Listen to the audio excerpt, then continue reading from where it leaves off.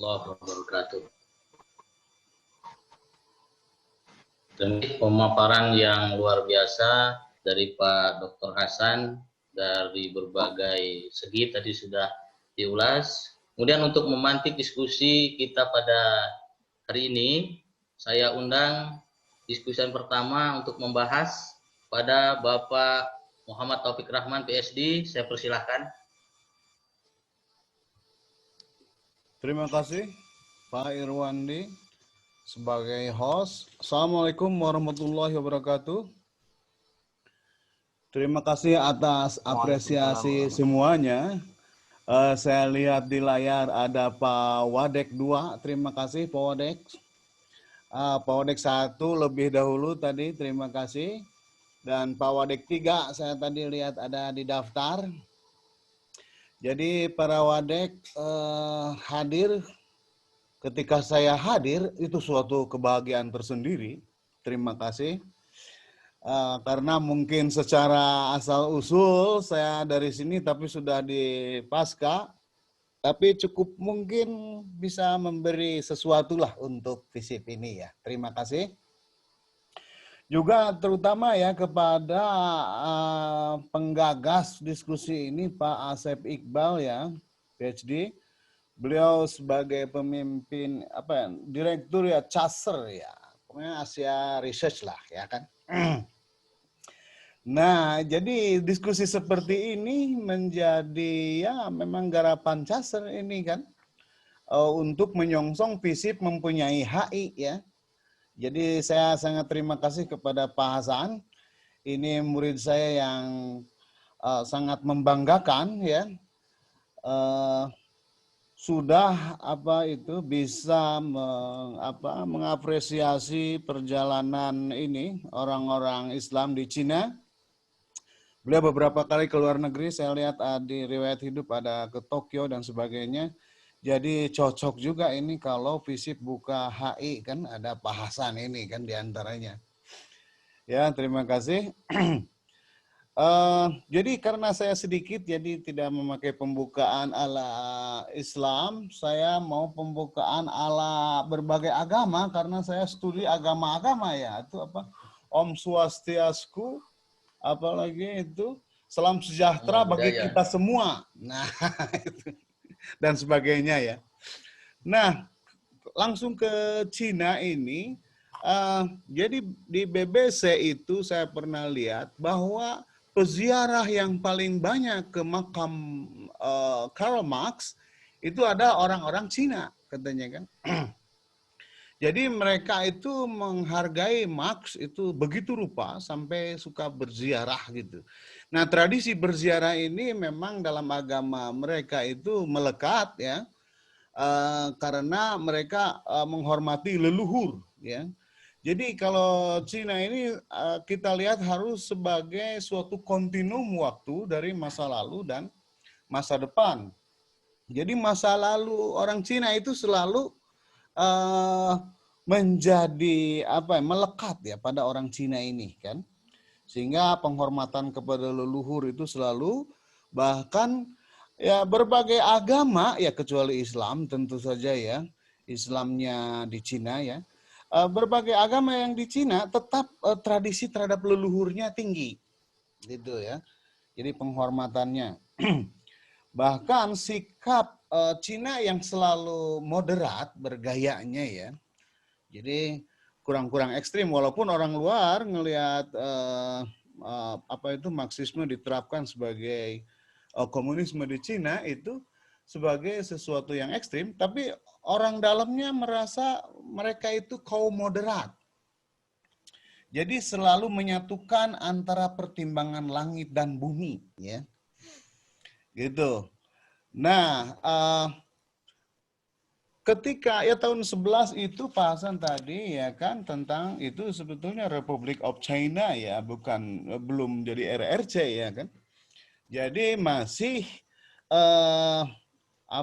masyarakat Cina yang dipimpin oleh Dr. Sun Yat-sen mendeklarasikan lepas dari kerajaan ya kan. Nah, ini juga suatu perubahan penting dalam sejarah Cina karena Cina itu selalu dulu itu dipersatukan oleh raja-rajanya, ya kan, di tiap-tiap ini, sehingga kerajaan di Cina itu berubah-ubah tiap tahunnya itu, ya kan, tiap periode kurunnya itu. Kadang satu Cina itu jadi 7 kerajaan besar, kadang jadi 3 kan gitu. Nah, yang satu yang menyatukan Cina dalam satu kerajaan besar sebelum Mao itu ya Qin Shi Huangdi itu kan. Itu. Nah, ini masih dalam rujukannya ya, dalam ketertiban dan sebagainya, ideologi dan sebagainya tergantung para raja itu. Nah, Dr. Sun Yat-sen dan kawan-kawan itu mendirikan Republic of China itu kan tahun 11. Namun ya mungkin ya dalam leadingnya itu terjadi perbedaan paham antara nasionalis ya kan Kuomintang itu dengan kaum petani ini ya yang dipimpin oleh Mao ya, yang sebelumnya memang sejak tahun 27-an itu siapa itu Zhou Enlai ya, Zhou Enlai itu memimpin revolusi untuk memisahkan diri dari Jenderal Chiang Kai-shek ya kan, yang kemudian lari ke Taiwan ya kan. Jadi sebetulnya Republic of China yang tahun 11 itu awet, itu pergi ke Taiwan. Cuman yang di Cina mainlandnya yaitu 49 ya dipimpin oleh Mao menjadi komunis. Betul itu dari Pak Dulkia bahwa yang mempersatukan Cina itu ya Marxisme itu, ya kan. Jadi itu pun diakui karena tadi itu rujukan mereka itu selalu kepada leluhur, guru, kan ada Tao gitu, ada Lao Tse dan sebagainya. Yang masing-masing itu yang bersifat parokial dan tidak tidak menasional gitu. Nah, dengan komunisme inilah kemudian ada semacam nasionalisme kan gitu, dan mau memilih para petani sebagai penggeraknya karena memang realitasnya para petani itu yang kebanyakan bukan buruh ya. Kalau di Eropa itu kan buruh kalau Marx itu. Maka awal-awal itu ya banyak yang menolak gerakan Mao karena tidak sesuai dengan kitab suci Marx ya kan. Das Kapital itu. Nah, tapi Zhou Enlai kemudian mendukung Mao kan membuat dari sini muncul Palu Arit itu ya. Jadi ketika para petani dipersenjatai gitu. Nah, Palu Arit itu dari situ dari tahun 27-an tapi suksesnya tahun 49 ya mau mendeklarasikan People's Republic of China. Jadi RRT itu ya. Nah, jadi satu hal masa lalu itu selalu ada. Jadi walaupun mereka komunis, mereka tetap menghormati leluhur gitu. Jadi yang berbeda mungkin komunismenya dengan di Indonesia ya kan. Ya ada komunisme di Indonesia yang percaya pada Tuhan dan ada yang kiai dan sebagainya. Tapi ada juga yang sangat sekular kan, yang tidak percaya bahwa nanti di akhirat gitu ada sesuatu bahwa kita akan kembali ke akhirat, itu ada yang tidak percaya. Jadi komunis yang ateis di Indonesia sebetulnya banyak ini kan. Cuman nggak kelihatan saja. Nah di Cina itu ateisme itu kan kepada Tuhan ya, tapi kepada leluhur alam gaibnya mereka tetap menghormati kan. Jadi sebetulnya masa lalu itu selalu ada ini. Nah, tetapi dalam gerakan sosial, politik dan kehidupan mereka orang Cina ini selalu bersifat pragmatis kan. Dia mempunyai kepraktisan yang cukup tinggi sehingga seperti halnya komunisme tadi diadopsi ya satu. Kemudian bagi China mainland ya yang di Cina RRT-nya. Bagi Cina yang ada di luar yang di overseas seperti di Indonesia kan termasuk di Malaysia dan lain-lain termasuk di Amerika yaitu bersifat pragmatis gitu. Mereka mengikuti apa yang terjadi di rantau mereka kan gitu. Setelah sebelumnya Cina itu termasuk yang Cina di kita dan di Malaysia itu bersifat komunis juga kan. Jadi di Malaysia yang disebut dengan pemberontakan yaitu pemberontakan komunis kan gitu.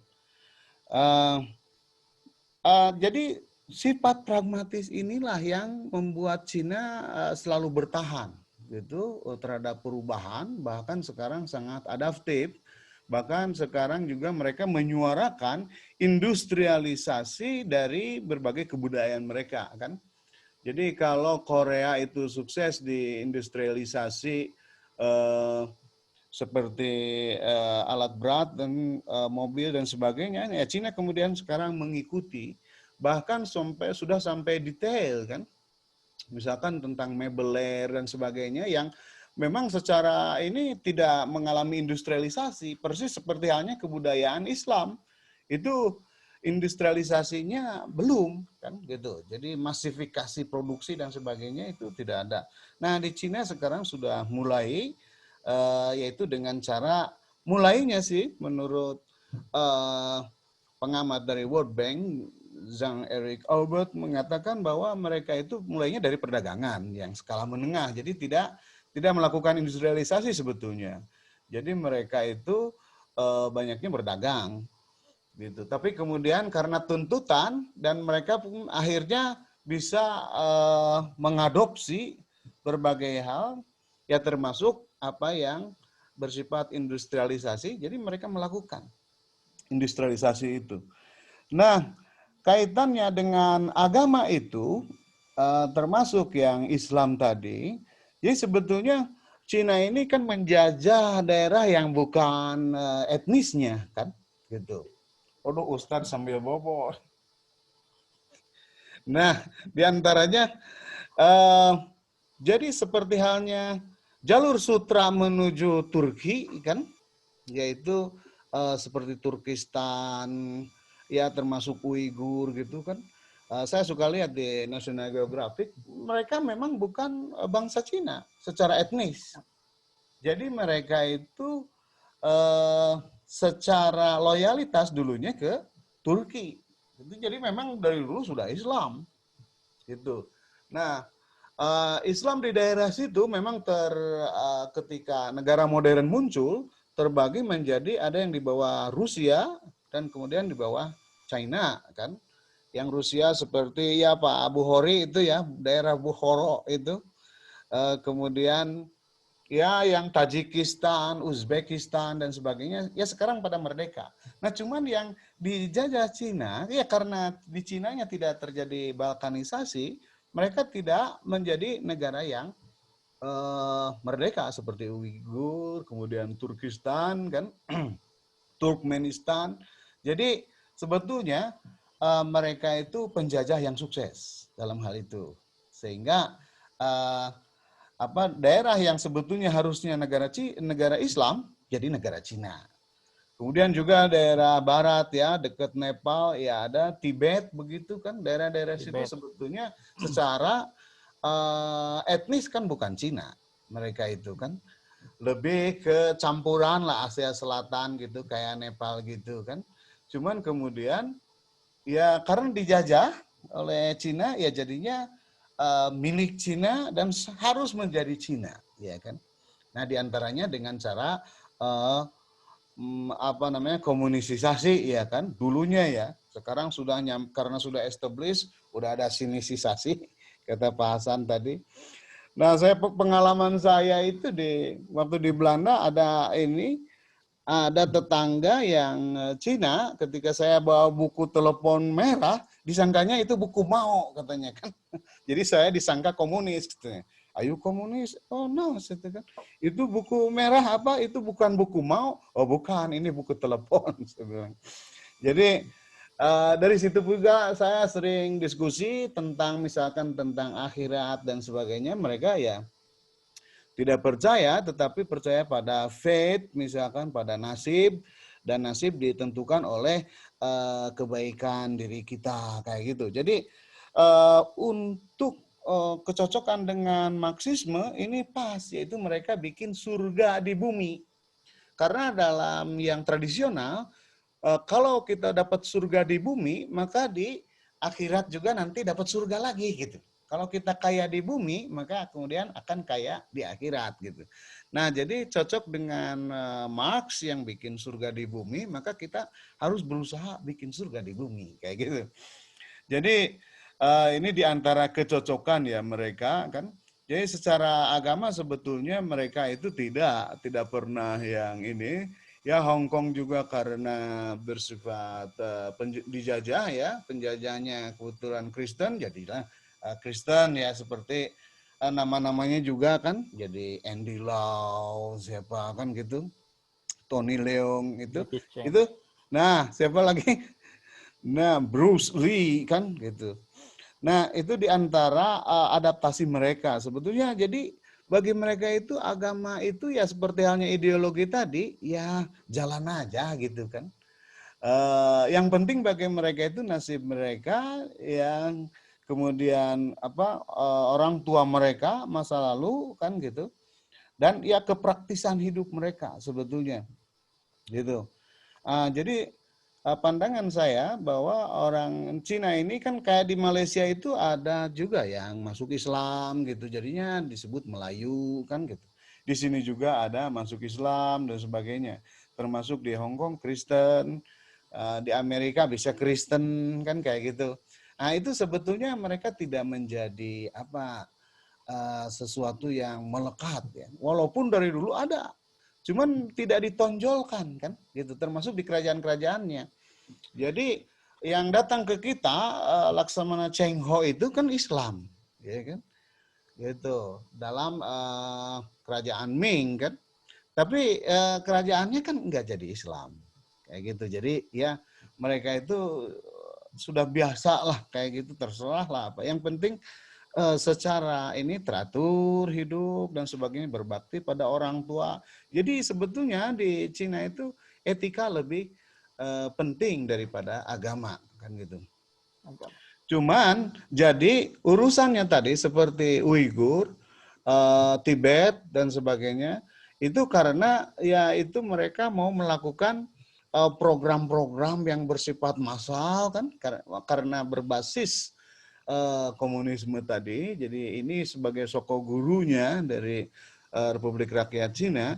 Jadi kalau tidak sesuai pasti rame kan gitu loh secara keyakinan. Maka mungkin itu dilakukan isolasi dan sebagainya ya persis seperti halnya Israel kepada Palestina kan gitu. Bagaimanapun caranya kan tidak akan cocok gitu kan menurut menurut orang Israel, sehingga orang Palestina harus disudutkan, kalau perlu ditiadakan dari bumi Israel gitu ya. Jadi seperti itu. Jadi sebetulnya bukan memusuhi agamanya, tetapi bahwa itu akan menjadi halangan bagi proyek-proyek besar. Ya tentu saja ini tidak bisa diterima kan, karena ya tadi itu tentang HAM dan sebagainya juga ya Cina ya ikut yang masuk juga dalam PBB kan gitu. Cuman dia mempunyai hak veto aja kan gitu. Hak veto. Nah gitu. Kalau hak veto ini kemudian di rearrange kan, itu biasanya harus perang dulu kan. Ini hak veto itu hasil dari peperangan perang dunia ya, yang kemudian nggak tahu bagaimana itu Cina mendapatkan hak itu, mungkin dari representasi penduduknya yang banyak ya. Padahal dari segi peperangan dia itu termasuk yang kalah kan oleh Jepang dan tidak memenangkan kembali kan, tidak ikut kan. Dia cuma seperti Indonesia mempunyai celah untuk memerdekakan diri kan gitu. Nah seperti itu. Jadi berbagai hal masalah Cina ini ya terlalu banyak ini, karena ini benua kan, dan kita itu nebeng ke sana kan. Yang paling nebeng kan Malaysia masuk dalam daratannya, kita sebetulnya di luar itu ya. Tapi dahulu kalanya konon nyambung antara kita Malaysia dan itu menjadi benua Asia. yang Cina itu di antara yang terbesar ya. Tetapi bahwa imbas Cina ke kita juga selalu ada, ya termasuk misalkan ideologi komunisme, nyambung kan dulu antara Soekarno dengan Mao kan. Nah, sekarang misalkan bersahabat juga dengan Cina, ya karena memang deketan dan mungkin bisa saling share kan gitu. Cuma ya mungkin biasanya kalau dekatan dan saling share gitu, orang yang kuat atau bangsa yang kuat selalu menjajah bangsa yang lemah kan gitu. Bahkan bangsa kecil pun seperti Jepang bisa menjajah Cina kan gitu yang besar gitu. Nah sekarang Cina sudah kuat secara ekonomi dan sekarang bisa beranjak ke arah politik kan gitu. Jadi untuk studi Cina ini ya penting bagi misalkan seperti FISIP UIN ini ya karena bisa jadi ini akan melangkah ke kita itu sebagai bangsa yang dominan ya gitu. Kalau kitanya lemah nanti kita akan dicaplok juga baik secara ini ekonomi maupun politik gitu. Bahkan ideologis kan gitu. Karena sumber-sumber itu dapat membangkitkan, dapat membuat informasi yang mereka inginkan kan gitu. Itu mungkin di antara ini saya ulasan yang mudah-mudahan menambah gitu. Saya tidak berani menyanggah gitu Pak Hasan karena ya beliau lebih expert kan tentang percinaan ini. Jadi saya ini masuk ke studi Cinanya itu melalui ya filsafat sosial tentang ideologi ya termasuk ideologi komunisme ya yang seperet ya memisahkan diri dari nasionalisme yang Kuomintang itu Dr. Sun Yat-sen. Terima kasih. Begitu dulu Pak Irwandi host, terima kasih.